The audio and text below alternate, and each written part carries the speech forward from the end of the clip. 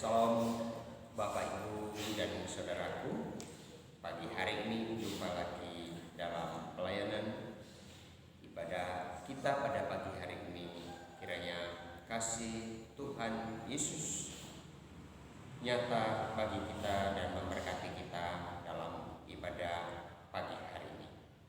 Baiklah, pagi hari ini kita akan belajar firman Tuhan yang akan diambil dari Kisah Para Rasul pasal 1 ayat ke-8 secara khususnya.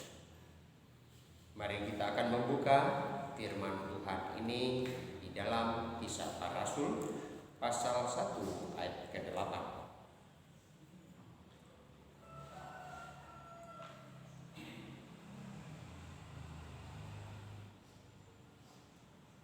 Demikian firman Tuhan.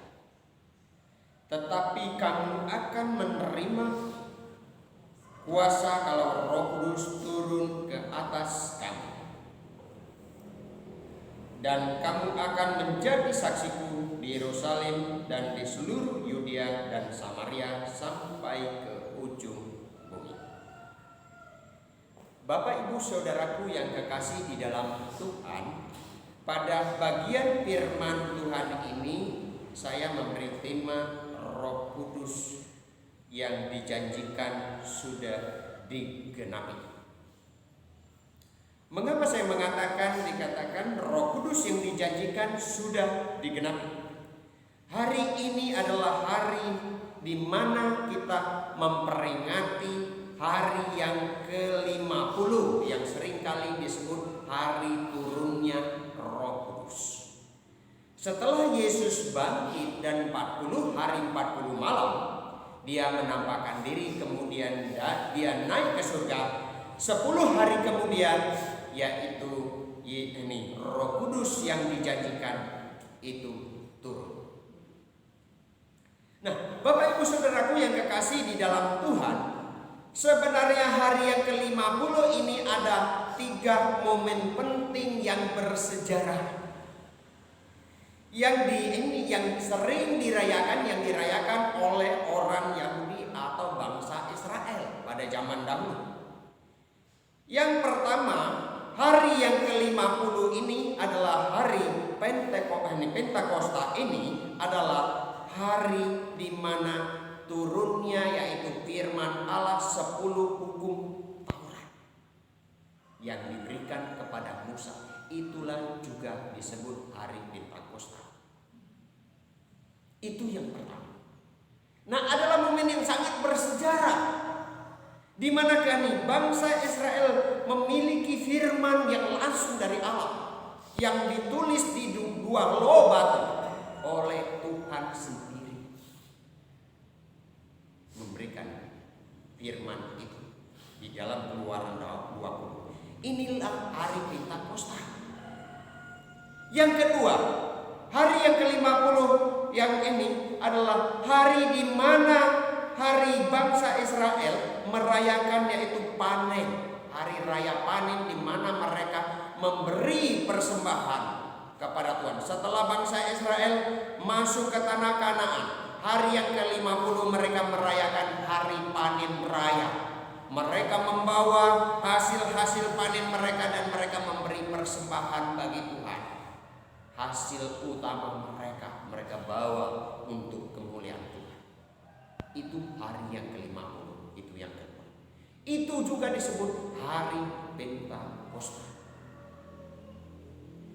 Yang ketiga, yaitu hari ini di mana kita peringati, yaitu hari yang ke-50, yaitu hari Pentakosta, hari turunnya Roh Kudus itu di dalam Perjanjian Baru. Kalau tadi di dalam Perjanjian Lama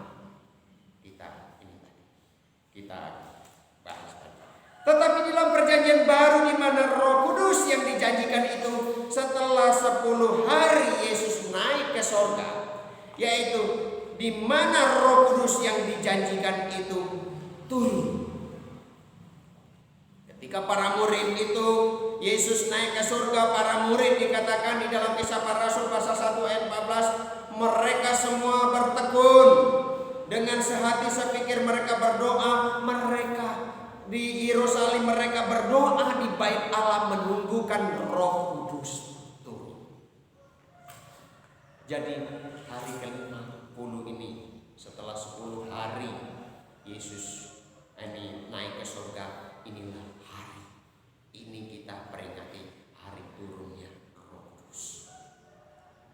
Yaitu di dalam Perjanjian Baru, di dalam Kisah Para Rasul katakan, di mana mereka turun, mereka menunggukan turunnya Roh Kudus, mereka bertekun berdoa sampai hari yang ke-10 itu Roh Kudus, Roh Allah turun, yang dilambangkan dikatakan di mana seperti nyala api, lidah api turun kepada mereka.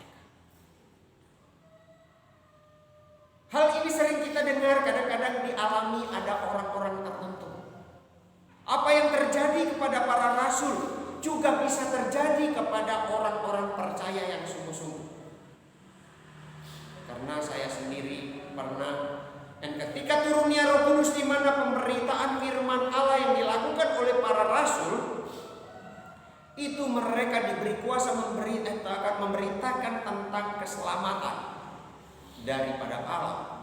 Mereka berbicara dengan bahasa-bahasa yang di daerah mereka masing-masing. Sepertinya mereka sebenarnya orang Yahudi, tetapi mereka berbicara dengan bahasa-bahasa seperti bahasa Rohani, bahasa Roma, bahasa ini, bahasa-bahasa Kuntus dikatakan, di bahasa-bahasa di mana orang-orang yang hadir pada waktu itu, dan bahasa Arab pun.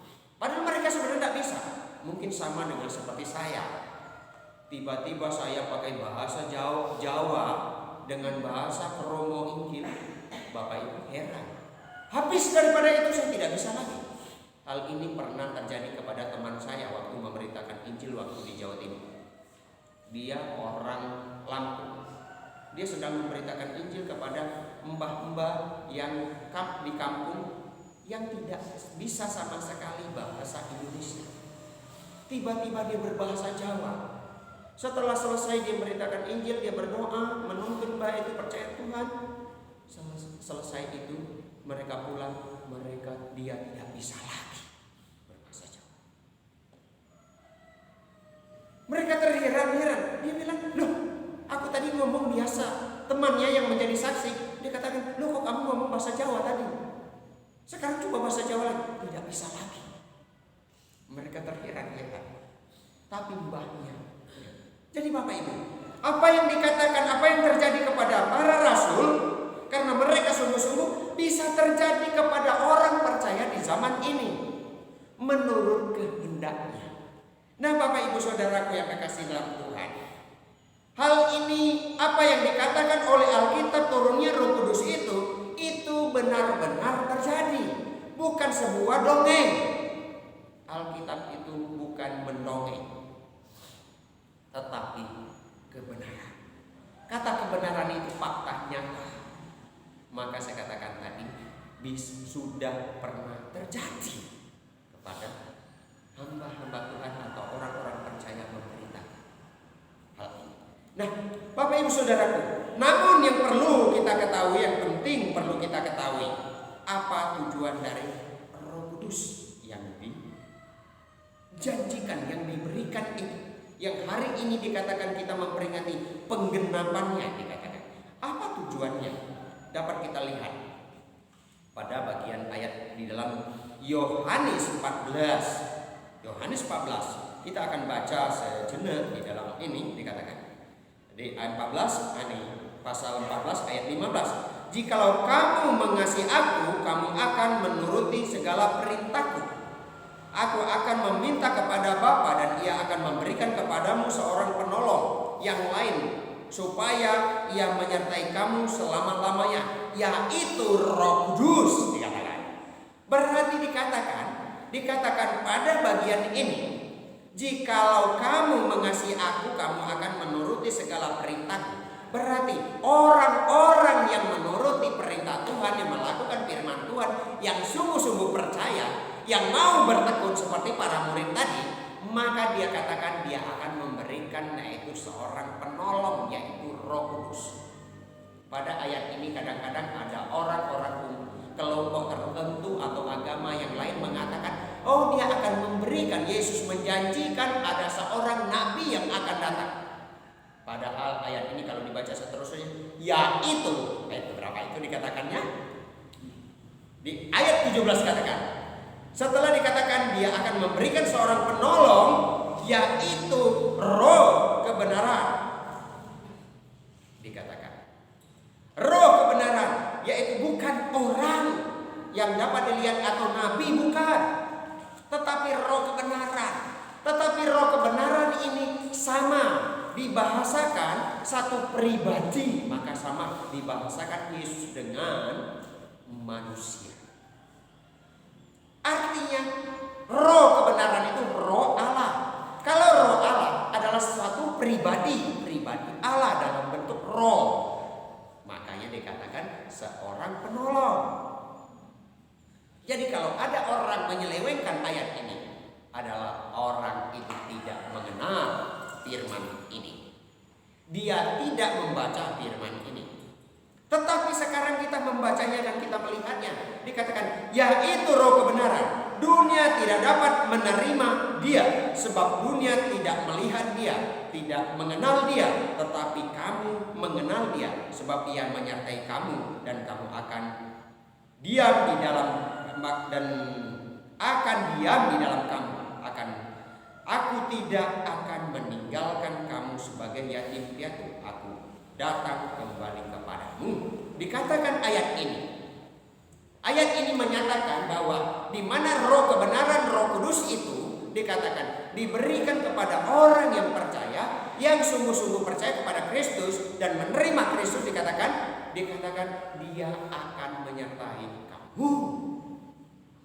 Orang yang tidak percaya Yesus tidak akan mendapat roh kebenaran, tetapi roh Allah. Tetapi orang percaya kepada Yesus sungguh-sungguh, ada roh Allah menyertainya. Amin. Ini dapat menenangkan hati. Sekalipun Yesus yang sudah naik ke surga meninggalkan kita, bukan seperti para murid. Maka saya bilang, Pak, kalau punya masalah persoalan, yakinlah Tuhan menyertai, Tuhan menolong, Tuhan akan memberikan. Ada orang, loh enak kalau pada zaman Yesus. Zaman sekarang Yesusnya sudah naik ke surga, bagaimana dikatakan? Ayat ini menjawab, roh kebenaran, roh penolong itu akan hadir menyertai kamu. Dia mau memberikan penghiburan, memberikan damai. Dia mau menyertai, dia mau menolong. Tetapi dibutuhkan yang seperti para murid tadi, kesungguhan. Murid-murid tadi dikatakan mereka bertekun menantikan Roh Kudus. Mereka berdoa di bait Allah. Makanya Yesus katakan rumah doa. Kenapa? Mereka bertekun berdoa. Jadi Bapak Ibu, saat situasi corona di sini, kita bertekun.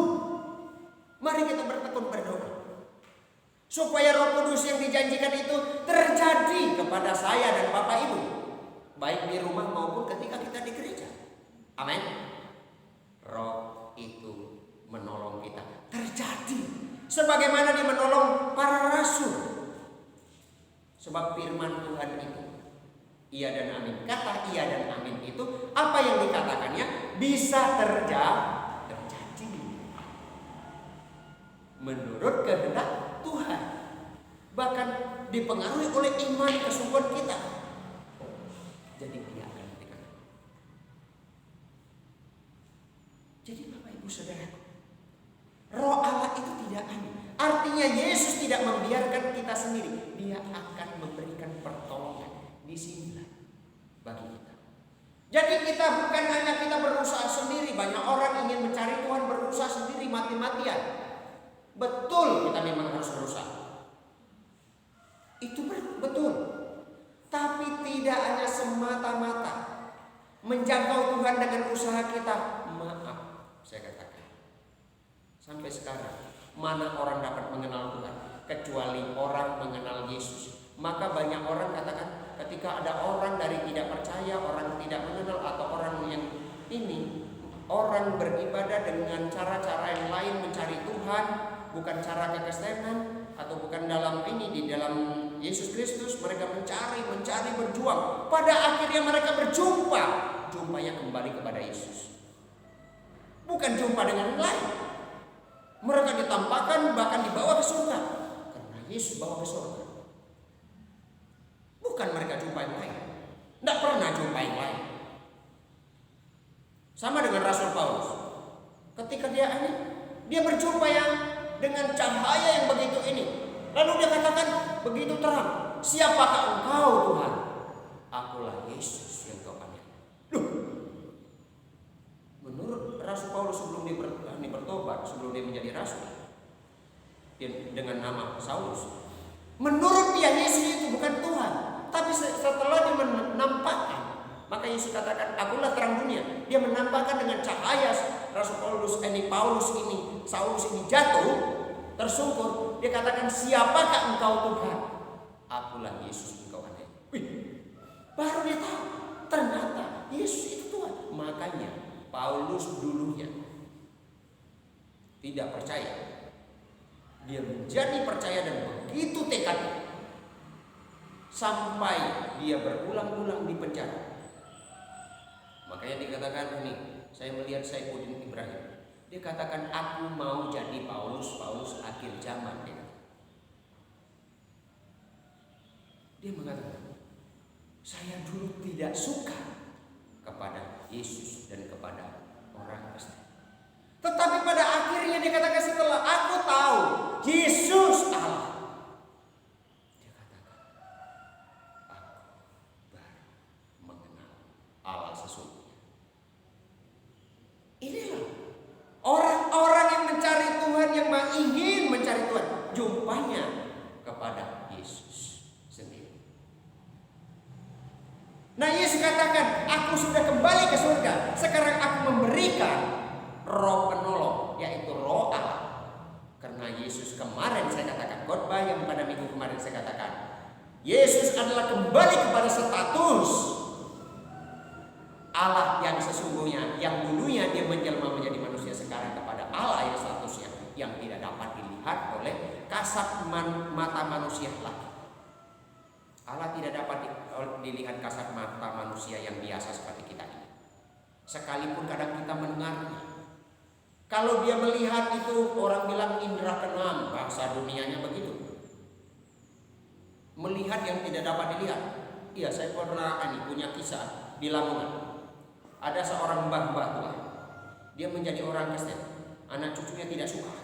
Akhirnya mbah-mbah ini dipukuli sampai tidak berdaya dan berujung kepada kematian.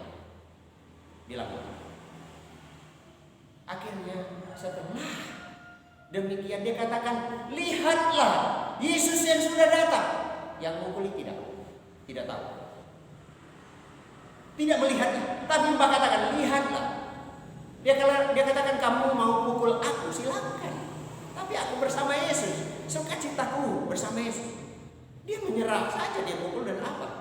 Ujung-ujungnya sakit mbah itu berujung kepada meninggal. Ujungnya bukan meninggal waktu itu, tetapi meninggal sakit akibat dari pemukulan itu. Dan mbah itu tetap kuat, mbah itu tetap percaya, mbah itu juga dia semakin memuliakan Tuhan. Karena dia katakan, Yesus yang datang, orang lain tidak dapat melihat. Itulah pribadi Allah yang sekarang Allah dalam Yesus sudah kembali kepada status dia sebagai Allah yang sesungguhnya yang tidak dapat lihat. Tetapi dia sekarang dikatakan tidak dibiarkannya orang percaya. Tidak dibiarkannya orang percaya. Inilah hari ini Roh Kudus itu yang dijadikan sudah diberikan. Yang kita peringati disebut hari yang ke-50. Maka saya katakan, dan 3 momen tadi adalah perjanjian baru yang hari ini kita peringati adalah ini. Mengapa Roh Kudus ini diberikan adalah untuk menolong kita. Itu dikatakannya. Menolong kita, menyertai kita.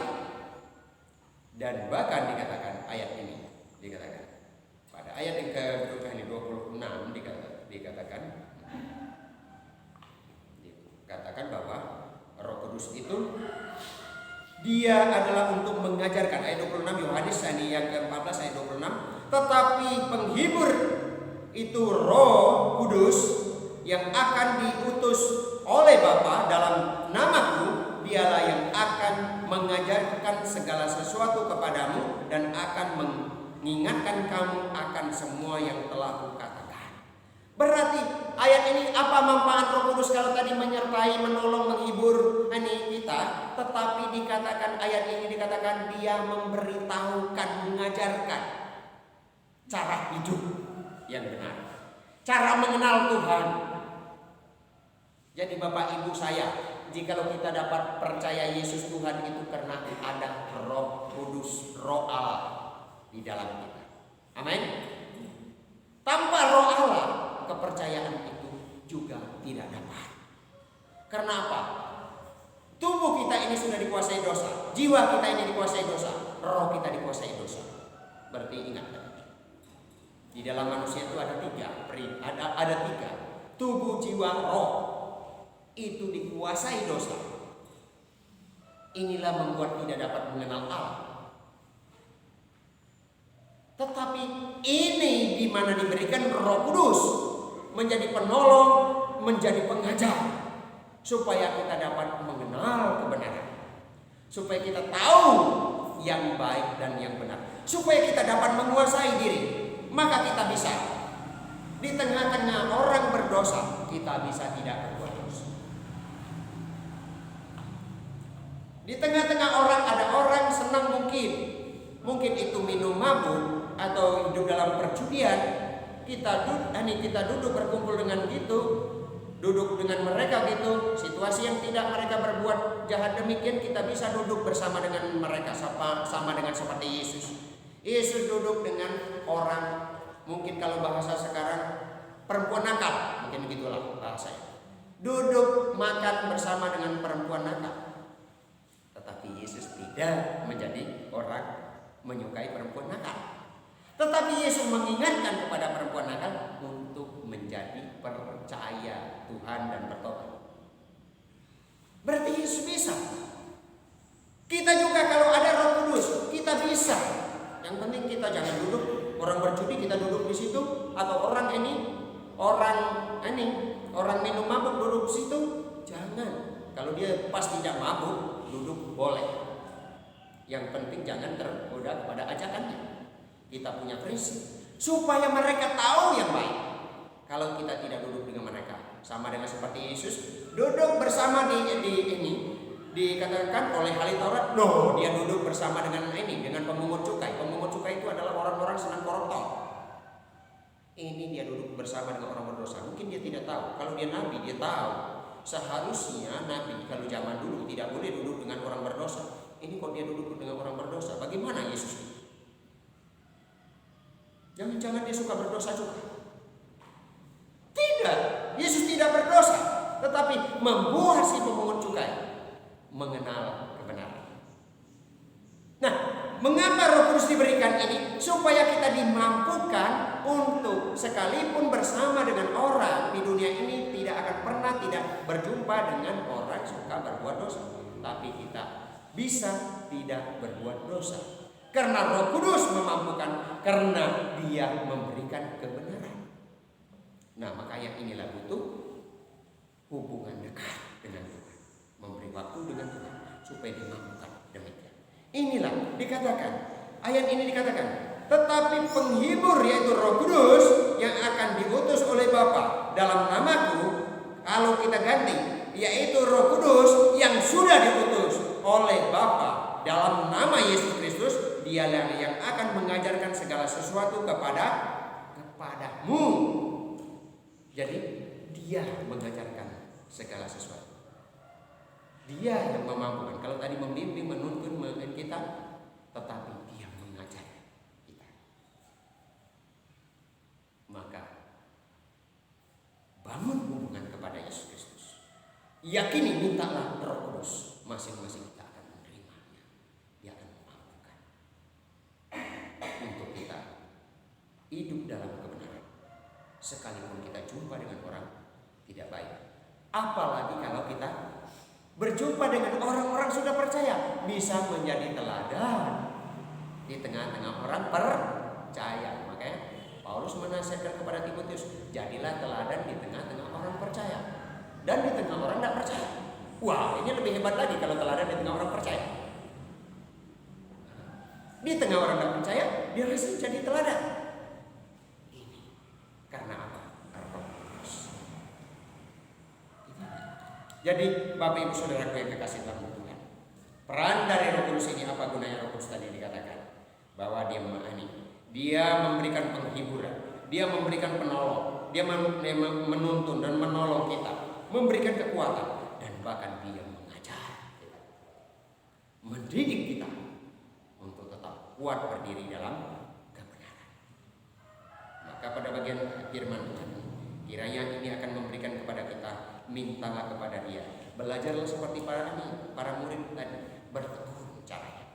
Rahasianya adalah bertekun kepada Tuhan.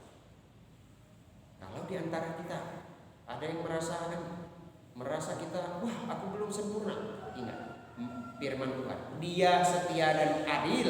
Kalau kita merasa kita berdosa, Dia setia dan adil, Dia mengampuni dosa kita bertekun dengan Tuhan. Jangan seperti Yudas. Kalau Yudas ketika sadar dia bersalah menjual Yesus, malah dia berlari menjauh, meninggalkan Yesus, bahkan bunuh diri karena dia menyesal sudah mengkhianati Yesus. Kita bukan seperti itu. Kalau kita bersalah, jadilah seperti Petrus. Sekalipun Yesus pernah marah kepada Petrus, tetapi Petrus, dia katakan, ketika dia tahu dia sudah meninggalkan Yesus, dia sudah menyangkal Yesus, dia kembali kepada Yesus, mengaku. Sekarang Petrus pada akhirnya hari turunnya Roh Kudus, berapa dia dipakai oleh Tuhan luar biasa, 3.000 orang bertobat. Itulah sejarah Kristen pertama kali atau gereja pertama kali didirikan. Hari Pentakosta, bertobatnya orang 3.000 orang, yaitu Petrus yang berkorban. Padahal pernah berdosa juga, pernah memotong telinga yang Yesus tegur, pernah melakukan ini, tapi karena dia bertobat, berbeda dengan Yudas. Jadi kalau kita berbuat ini, tapi jangan jadikan dosa itu terus menjadi kesukaan, tapi Tuhan membutuhkan kita berpaling kepadanya. Tuhan akan memberkati. Roh Kudus yang dijanjikan akan memberikan, menuntun, memberikan penghiburan, dan bahkan memberikan pengertian kepada kita, memampukan kita untuk hidup dalam Tuhan. Amin. Mari kita berdoa. Tuhan, terima kasih kalau hari ini kami bisa memperingati hari turunnya Roh Kudus.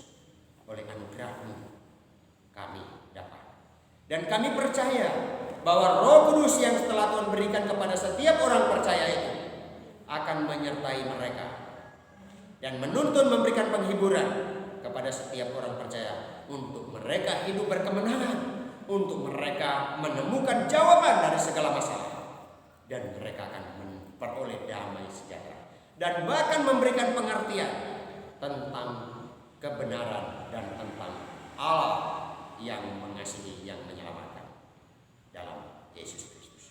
Terima kasih Tuhan. Terpujilah Tuhan yang baik, berkatilah kami semua. Dalam nama Yesus, Tuhan memberkati yang mendengarkan dan bahkan kami yang hadir. Haleluya.